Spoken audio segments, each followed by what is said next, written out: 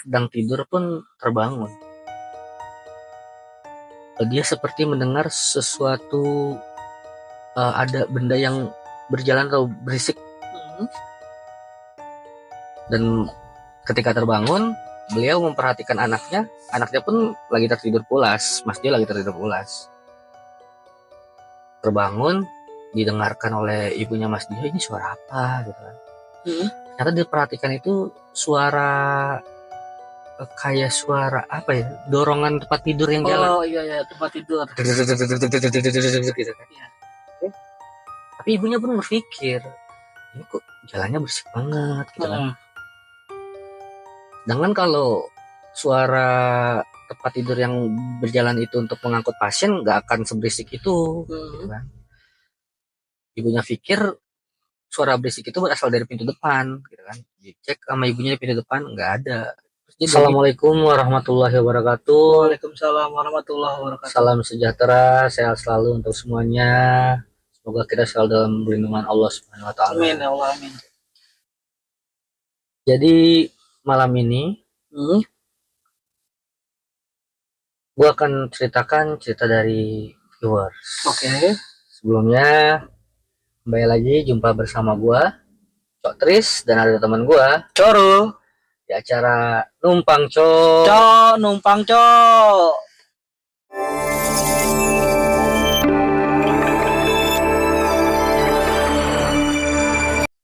Jadi begini guys, para penonton setia Numpang Cok.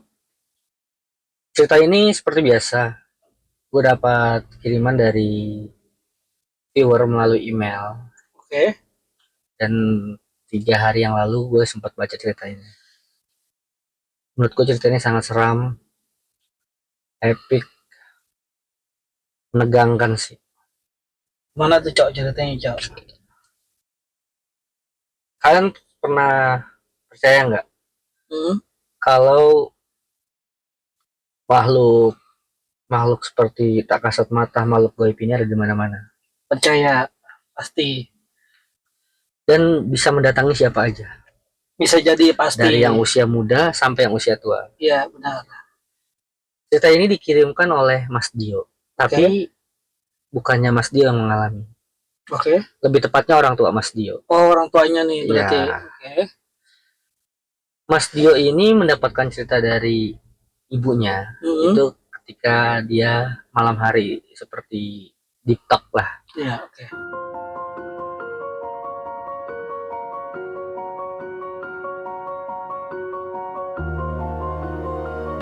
Omongan orang tua dan anak ngobrol-ngobrol. Ngobrol-ngobrol, Mas Dio diceritakan oleh ibunya kejadian-kejadian horor ini tepatnya terjadi di tahun 2008. Oke, 2008. Tahun 2008 di salah satu kota yang ada di Jawa Barat, tepatnya kotanya di Bekasi. Mas Dio pun kebetulan memang tinggal di daerah sana. Pada suatu malam, Mas Dio ini mengalami sakit demam yang sangat tinggi, panas tinggi berlebihan, dan orang tuanya Mas Dio ini panik. Akhirnya dibawalah ke rumah sakit untuk diperiksa.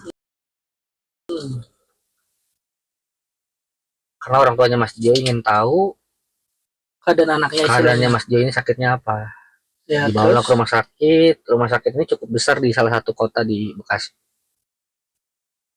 Ketika Mas Dio datang ke rumah sakit dengan orang tuanya, diperiksalah Mas Dio, dan dokter memutuskan Mas Dio ini harus dirawat.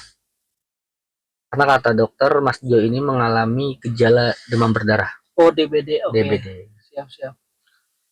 Malam itu pun ayah dan ibunya Mas Dio mengurus-ngurus berkas agar Mas Dio bisa cepat ditangani oleh dokter dan cepat masuk dalam ruang rawat inap.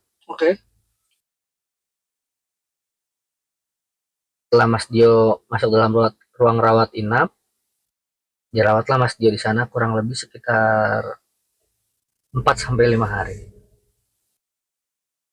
Di malam pertama itu Mas Dio masuk dalam rumah sakit itu sekitar jam 10 malam. Terus sekitar jam 10 malam Dirawatlah Mas Dio di rumah sakit itu. Rumah sakit itu sebenarnya Mas Dio bilang cukup ramai, nggak sepi. Karena rumah sakit itu cukup terkenal di daerah Bekasi. Oke. Nggak ada kekhawatiran yang Mas Dio pikirkan, dan orang tuanya pun nggak berpikir macam-macam pada saat itu. Karena yang terpenting adalah keselamatan dari anak. Kesembuhan juga lah istilahnya buat anaknya Betul. ya. Malah Mas Dio dirawat, ditemani oleh kedua orang tuanya, oleh ayah dan ibunya ini. Itu seperti biasa, aman-aman aja. Dan Mas Dio ini kebetulan di dalam kamar itu ada 3 tempat tidur, di mana dua tempat tidur itu terisi dan satu tempat tidur itu kosong. Dan Mas Dio ini dia apa namanya tempat tidurnya kebetulan bersebelahan dengan jendela.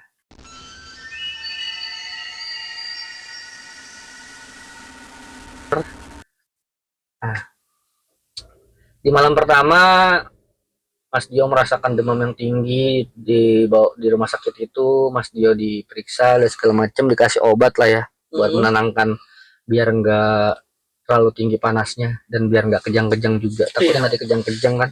Bisa gitu istilah kalau udah panas ya. Malam itu langsung ditangani oleh dokter, dan alhamdulillahnya Mas Dio mendapatkan suatu perubahan, agak sedikit membaik. Jadi panasnya mulai menurun. Malam itu seperti biasa dijagain oleh kedua orang tuanya, aman-aman aja sih, nggak ada apa-apa, normal-normal aja. Nah di malam kedua, malam tepatnya ini kalau nggak salah Mas Dio bilang di malam kedua, kata ibunya itu sekitar malam Sabtu atau malam Minggu gitu. Oke. Rumah sakit itu ramai, banyak pengunjung yang lalu lalang, banyak suster, dokter pun yang lewat di depan kamarnya Mas Dio.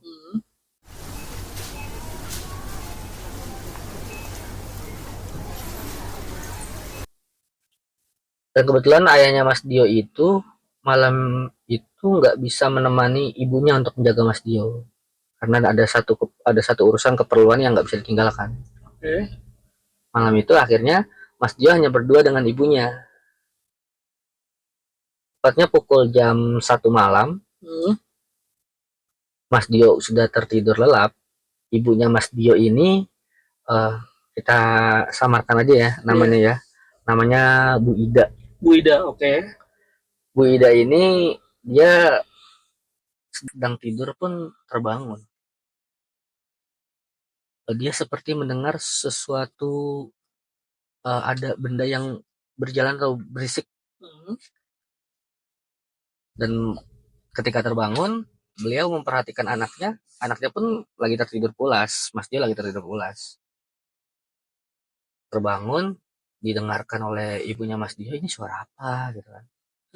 Ternyata diperhatikan itu suara kayak suara apa ya, dorongan tempat tidur yang jalan. Oh iya tempat tidur. Gitu kan. Tapi ibunya pun berpikir, ini kok jalannya bersih banget gitu kan.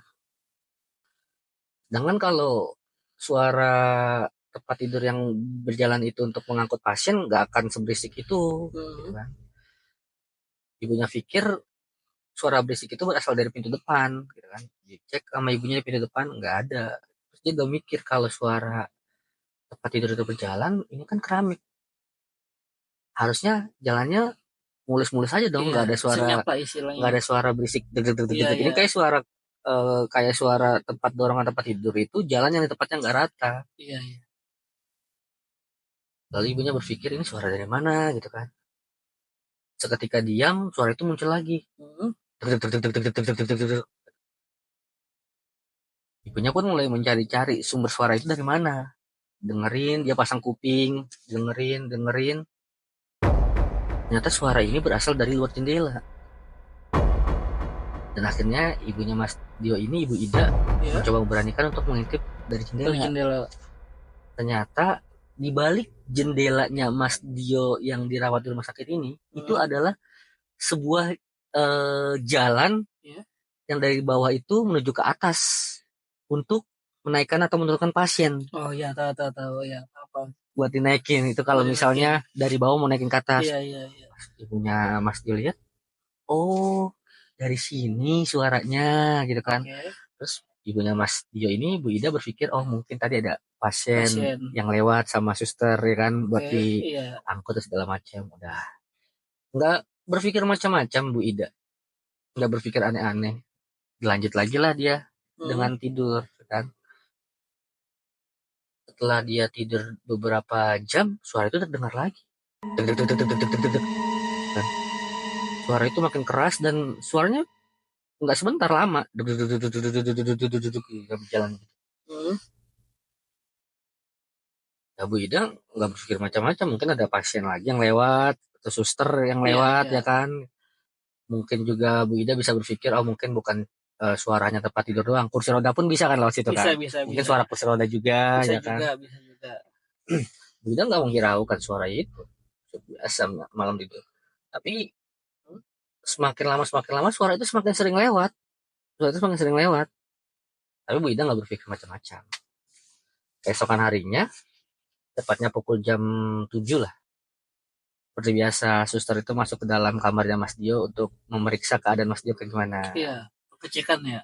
Suster itu berkata, Hmm. masuk dalam ruangan, selamat pagi, Dek Dio, selamat pagi Bu. Lalu ibunya Mas Dio menjawab, Bu Ida menjawab, selamat pagi Sus. Dan mau periksa ya? Iya, periksa dulu ya keadaan apa namanya adiknya.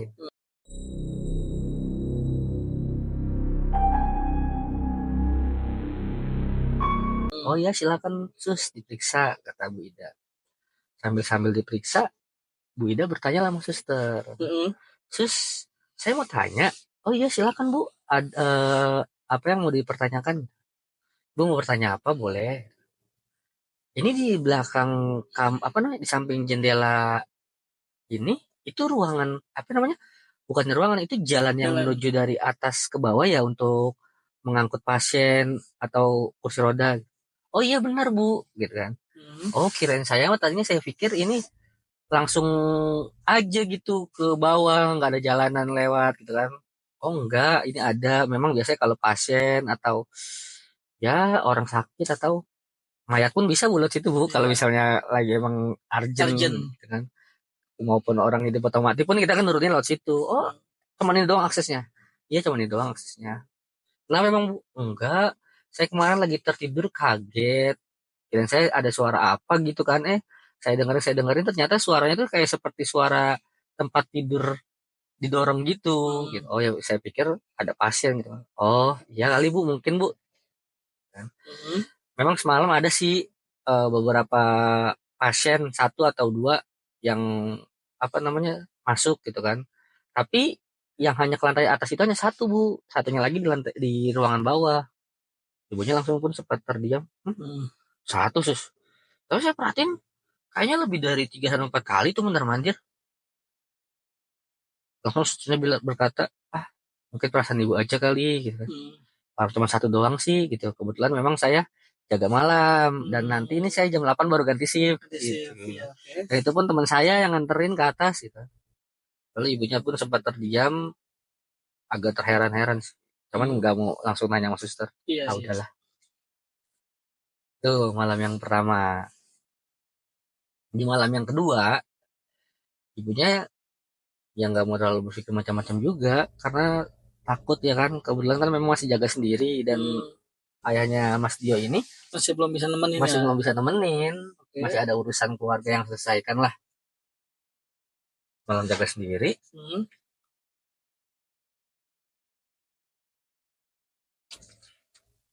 Ketika malam itu,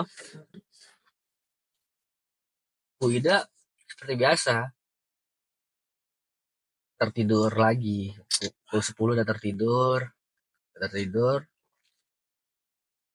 Bu Ida bilang malam kedua ini nggak seperti biasa waktu pertama Mas Dio masuk. Hmm. Kebetulan hari Minggu kalau nggak salah katanya. Rada sepi, hanya beberapa orang aja yang lewat dan beberapa suster aja yang lewat.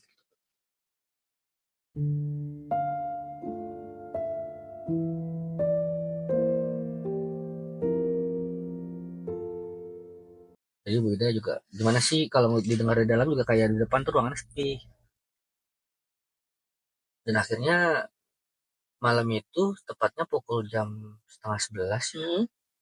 Mas Dio ini terbangun dari tidurnya. Mas Dio bilang sama ibunya, Bu, gitu kan, "Eh, bangunin ibunya Bu." Gitu. Oh iya ada apa nak? Kata Bu Ida. Bu, aku pengen makan sate ayam. Lagi pengen nih istilah Iya, Mas Dio ini ya. aduh nak, udah malam ini jam setengah 11. Hmm. Besok aja ya. Tapi aku pengen makannya sekarang Bu. Akhirnya Bu Ida coba membujuk Mas Dio untuk ditunda aja makan sate ayamnya Ya. besok nih gitu. Tapi Mas Dio nggak mau, tetap mau makan malam itu juga gitu kan. Hmm. Mas Dio nangis ya. Akhirnya daripada Bu Ida bingung, ya udah tunggu sebentar di sini sendiri. Berani kan nggak apa-apa kan gitu kan. Hmm. Nanti ntar kalau misalnya ada apa-apa minta tolong aja sama yang di sebelah gitu kan. Kebetulan memang di sebelah ada orang yang jaga. Jadi memang kebetulan di sampingnya Mas Dio ini Hmm. ada pasien yang kebetulan juga sedang dijaga kan sama keluarganya satu orang. Memang nggak boleh terlalu banyak sih jaga pasien itu, sekitar satu pasien itu hanya boleh ditungguin oleh 2 orang. Oke. Kata ibunya Mas Dio, nggak apa-apa ya sendiri di sini berani, ibu keluar dulu cari sate ayam. Hmm. Siapa tahu masih ada yang buka. Akhirnya ibunya keluar, ibunya berpikir tadinya kan ibunya mau lewat lift ya, cuman Iya. lewat lift itu agak sedikit jauh jalannya ke lift. Oke. Ibunya sedang berjalan menuju lift, tiba-tiba kepikiran, kenapa gua nggak lewat yang Jalan jalan samping itu. samping itu Oke. aja, Yang itu kan jendela lebih itu. cepat langsung ke bawah kan. Emang kebetulan kamarnya Mas Dio ini ada di lantai 2, jadi cuman lewat situ doang udah langsung turun kan, Iya, iya. Oke. langsung.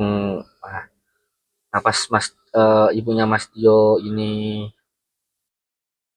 putar balik, Hmm. akhirnya memutuskan buat ke situ, jalan, buka pintu emergency itu exit menuju jalan yang itu ya, namanya Hmm. jalan jalan darurat mungkin ya. Iya, iya. Taruh jalan darurat Iya lah jalan istilahnya. emergency lah gitu kan, Nah, untuk terus. ngangkut pasien. Tiba-tiba baru buka Bu Dio apa Bu Ida ini buka pintu Hmm. mau nuju ke bawah, tiba-tiba langsung tuh kayak perasaan merinding datang. Seluruh tubuhnya tuh kayak merinding. Ketika Bu Ida nih diam Hmm. sambil memegang leher. Akhirnya Bu Ida berpikir, aduh ada apa nih, kenapa Hmm. gitu kan. Udah, yang nggak menghiraukan jalan. Pas Bu Ida jalan menuju ke bawah, Hmm. Bu Ida dikejutkan oleh sebuah apa namanya, sebuah tempat tidur itu Hmm. ya kan, turun dari atas lantai 3 itu kan, dia Oh. muter tuh sebenarnya dari satu, kedua, ketiga, Oh, iya, oke. muter dari itu lantai 3 turun Iya, iya, iya, dengan iya. cepat gitu kan. Dan apa namanya, Bu Ida ini ngelihat ada Hmm. 2 orang suster, satu laki-laki dan satu perempuan sambil sedang mendorong Dorong tempat tidur itu tempat kan. tidur. Tapi pasien itu keadaan dalam apa namanya, posisinya tertutup. Diselimutin istilahnya, Iya diselimutin. diselimutin semuanya pakai kain putih. Pakai kain putih, oke. Ya kan? Bu Ida pun apa, sontak kaget lalu minggir kan. Hmm. Bu Ida langsung berpikir ini nggak mungkin kalau pasien dari sakit dipindahin ke bawah ya Hmm. kan, malam-malam kayak gini atau gimana. Bu Ida mikir, waktu juga pasiennya kok ditutup kayak gitu kan. Hmm. Apa tuh udah meninggal atau belum, atau memang sengaja mau dipindahin darurat karena mau tindakan di bawah atau gimana. Ya udahlah, Bu Ida gak berpikir macam-macam. Setelah tempat itu lewat, Hmm. Bu Ida coba lanjutkan ke bawah, beli sate segala macam, nyari, dan untungnya kebetulan masih ada yang buka gitu kan. Dan Bu Ida langsung buru-buru bergegas balik ke tempatnya Mas Dio, tapi tidak lewat tempat itu, dia lewat lift. Lewat lift, oke. Dia lewat lift ya kan, karena Bu Ida pikir capek lah kalau jalan lewat itu nanjak. Liftnya nanjak. Akhirnya Bu Ida lewat lift, Oke. masuk kamar Mas Dio, udah Bu Ida tidur. Besoknya seperti biasa, ada suster lagi yang masuk pagi-pagi cek. Pagi Bu, pagi deh, ya kan? Ayo pagi suster, ya kan. Gimana malamnya tidurnya nyenyak gak gitu kan? Waduh, nyenyak. ini malam-malam minta makan sate ayam. Oh, sate ya. Terus gimana? Iya saya beliin kemarin. Oh iya sus, mau nanya, kemarin itu ada, saya kan beli sate ya lewat samping itu ada apa namanya, suster berdua, laki-laki sama perempuan bawa pasien dari atas ke bawah itu buru-buru banget. Kenapa ya sus? Itu ada tindakan operasi atau tindakan emergensi apa gitu? Susternya pun bukan, ini susternya suster yang berbeda ya, bukan suster Iya, kemarin ya, karena kan mereka sip-sipan jaganya. Oke, terus Suster bu, iya dua orang, cewek sama cowok, bawa dari atas ke bawah, dari lantai 3 ke bawah. Langsung susternya bingung, kayaknya semalam nggak ada apa-apa deh bu, nggak ada tindakan emergensi juga, nggak ada tindakan darurat juga, kita biasa-biasa aja malam tuh, tenang-tenang aja. Kita pun jaga di ruang resepsionis, di ruang tunggu, nggak ada keadaan darurat, kita santai-santai kok, ngobrol-ngobrol. Oh, emang ibu ngeliatnya dari mana? Saya ngeliat dari atas sus, dari lantai 3 menuju ke lantai 2. Hah? Lantai 3 itu tepat di atas kamarnya Mas Dio ini, kamar mayat loh bu. Allahu Akbar. Langsung ibu jadi situ seketika bengong kan. Yang bener sus, ibu ngeliat gak ciri-ciri suster kayak gimana? Enggak, saya nggak terlalu memperhatikan sih. Cuman saya melihat tempat tidur itu lewat, ya kan, pasiennya pun dengan keadaan seluruh tubuhnya ditutupi oleh selimut warna putih, oleh kain warna putih. Ketika langsung dia ngomong seperti itu ke suster, terus Bu Ida bertanya lagi tuh, kenapa ya? Langsung suster ini coba buat mengalihkan pembicaraan. Oh ya udah Bu, ini udah saya periksa ya, aman Mas Dio. Kalau kondisinya stabil terus, nanti boleh langsung pulang 1 atau 2 hari lagi gitu kan. Nanti lebih jelasnya bisa konsultasi aja langsung ke dokternya. Akhirnya suster itu keluar, Bu Ida pun bingung, terus kamar mayat kan. Si Mas Dio nanya, kenapa Bu? Enggak ada apa-apa sih, ada apa-apa. Dah, malam yang kedua, malam yang ketiga, Bu Ida ini jaga Mas Dio nggak sendiri, berdua sama ayahnya. Ayahnya udah dateng. Jadi Bu Ida pun udah nggak takut lagi lah, udah ada temennya berdua ya kan. Malam itu jaga berdua segala macem. Bu Ida tidur sama ayahnya, Mas Dio juga tidur. Mas Dio pun tidur, tiba-tiba Bu Ida terbangun lagi. Tepatnya pukul jam 2 sampai jam setengah 3 malam lah. Mendengar suara itu turun lagi dari atas. Suara kasur lagi. Iya, suara tempat tidur didorong itu. Suara ini cuman lebih panjang. Wah, Bu Ida langsung kepikiran, aduh, ada yang meninggal atau gimana gitu kan. Soalnya di atas kan kamar mayat kan. Iya. Gak mungkin pasiennya bawa ke atas kan, itu posisinya naik apa turun gitu. Sempat penasaran Bu Ida, pengen ngintip, cuman takut. Oke, benar-benar pasti takut lah istilahnya, ragu gitu kan. Cuman kok, tapi Bu Ida denger harusnya dari atas menuju ke bawah itu suaranya nggak perlu selama itu, cuman lama banget, suaranya nggak hilang-hilang. Udah kali sekitar 5 menitan lah. Padahal kalau dilalui dengan tempat tidur itu kan turunan ya. Kalau di kita jalan juga cepet banget itu kan. Ini 5 menit soalnya nggak hilang yang Akhirnya Bu Ida untuk memutuskan, memberanikan diri untuk mengintip dari jendela rumah sakit itu. Bu Ida mengintip pelan-pelan. Emang bener ada tempat tidur itu. Terus bener ada suara tempat tidur itu, tapi nggak ada susternya, nggak ada pasiennya, tempat tidurnya pun nggak turun, nggak naik, tapi di situ aja diam. Gitu doang. Diam aja di tengah-tengah itu kan, posisinya kan ini kamar, ini jendelanya Mas Dio, ini jalannya turun begini nih, kan kelihatan kan. Itu bener-bener di situ doang suaranya. Sambil geter aja, tapi nggak ada siapa-siapa. Asli itu hanya bergetar aja. Itu nggak tahu kenapa bergetar aja. Langsung sontak ibunya Bu Ida ini, ibunya Mas Dio ini takut kan, Iya. takut dia langsung tutup jendelanya ya kan, Heeh. langsung tidur, pura-pura tidur sambil kupingnya itu ditutupin bantal Hmm. supaya nggak ngedenger suara, tapi suara itu nggak hilang-hilang, terus ada deg deg deg deg deg deg deg deg deg deg deg. Dan menurut Bu Ida ini suara itu malah semakin kencang.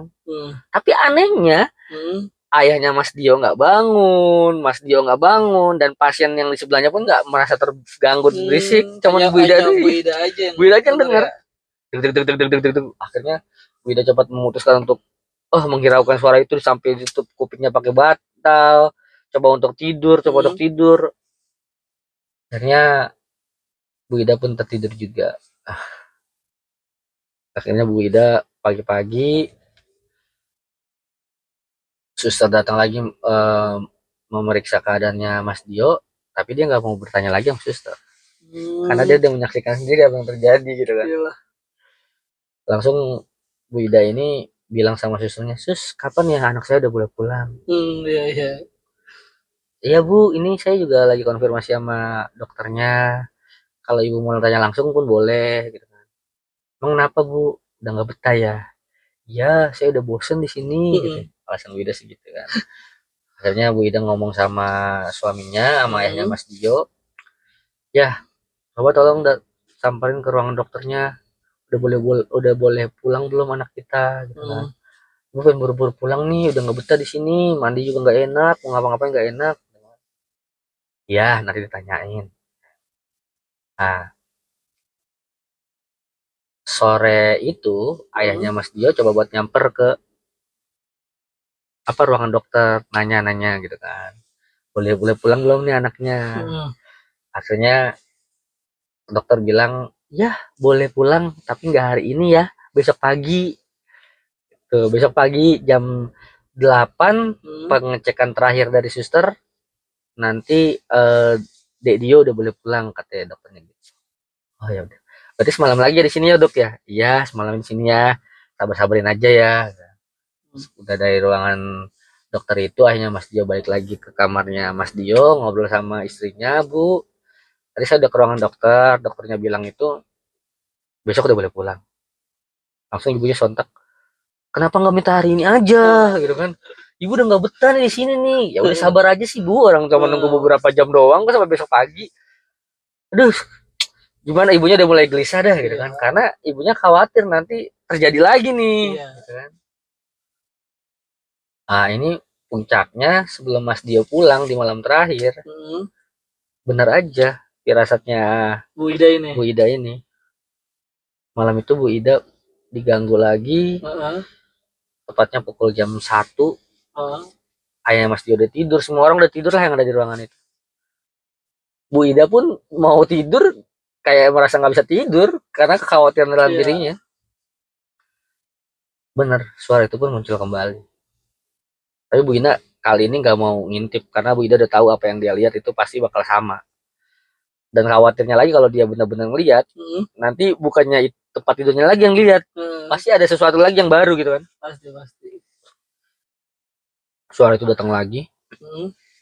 Suaranya pun sama, kata Bu Ida, hampir sekitar 5 menitan lah, nggak hilang-hilang.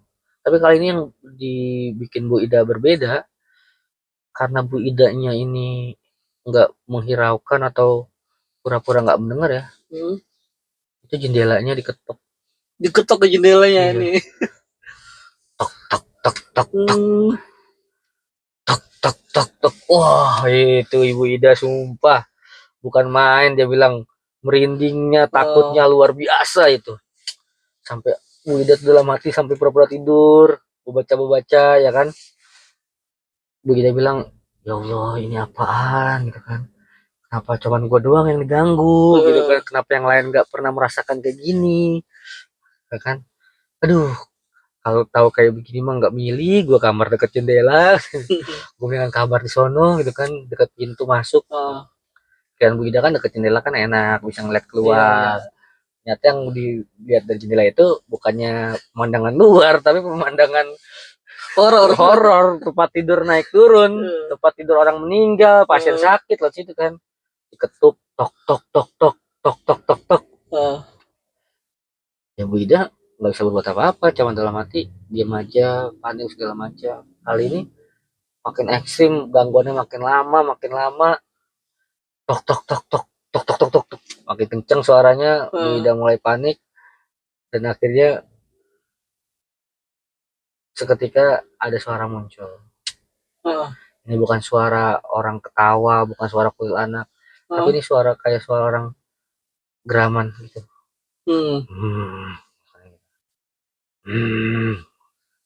Bu Ida mulai keringet dingin. Dia nyolek-nyolek suaminya, suaminya nggak mau bangun. Masih tidur pulas ya. Nggak mungkin juga kan dia bangunin anaknya kan. Iya, iya. Yang ada malah nanti anaknya takut. Makin semakin kenceng, semakin kencengnya. Tiba-tiba suara terdengar jelas berkata,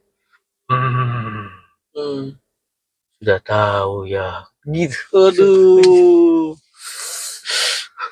Bida sampai merinding itu masuk luar itu, biasa merinding asli itu. Masih merinding banget itu. Suaranya itu sudah tahu ya. Langsung Bu Ida malam itu juga bacaan, berdoa segala macam. Suami juga dibangun-bangunin nggak mau bangun. Masa dia minta tolong sama orang kan atau teriakan nggak mungkin juga kan. Iyalah. Takutnya nanti ada apa, takut mengganggu satu rumah sakit. Yang Bu Ida memutuskan untuk udahlah, aku coba buat paksain aja buat tidur, buat berdoa. Akhirnya Bu Ida tidur. Besok paginya Mas dia diperbolehkan pulang. Udah, itu yang menurut Bu Ida pengalaman yang paling epic sih, paling horor di rumah sakit. Makanya tuh Bu Ida apa ya, kalau bisa tuh Bu Ida bilang jangan sampai deh ada keluarga atau terutama keluarga inti dia yang masuk dalam rumah sakit ya, karena ya Bu Ida nggak pengen mengalami kegangguan-gangguan seperti itu lagi. Ganggu lagi kayak gitu istilahnya ya. Ketika Bu Ida datang ke rumah sakit itu aja untuk menjenguk siapapun, keluarga, kerabat atau yang lain-lain, Bu Ida tuh pasti pikirannya tentang kejadian malam itu. Iyalah. Bisa Kayak bikin semakin trauma gitu. Bikin traumatik. Traumatik dalam hatinya tuh kayak gitu. Kayak Bu Ida itu dia menjaga orang ya, apalagi kalau posisinya dia sakit. Makanya Bu Ida sebisa mungkin walaupun dia keadaannya nggak sehat, sakit atau memang harus dirawat, dia nggak pernah mau dirawat. Enggak deh. Kalaupun memang harus mau dirawat ataupun mau diimpus, impus di rumah aja. Saya nggak mau. Ya udah, jadi Bu Ida semenjak saat itu kayaknya udah mendengar kata rumah sakit itu tuh trauma. Kalaupun mau ke rumah sakit hanya sebatas check up, periksa udah pulang aja. Nggak mau berlama-lama di sana tuh kayaknya udah trauma gitu.